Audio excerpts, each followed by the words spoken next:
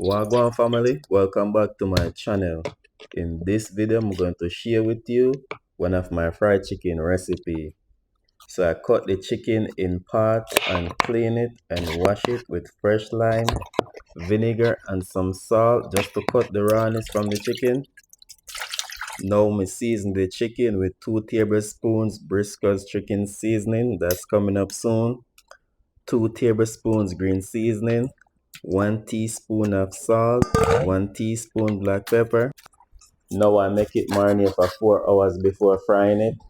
So to my bowl, I add 2 cups of all-purpose flour to make the breading, 1/4 cup of cornstarch. Also, I fry them in vegetable oil.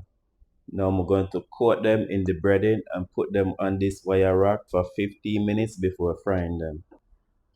Now I'm frying them at 375 degrees for 12 minutes. After 12 minutes, this is how they should look. You could check out the full video on the channel. Thank you for watching. Peace out.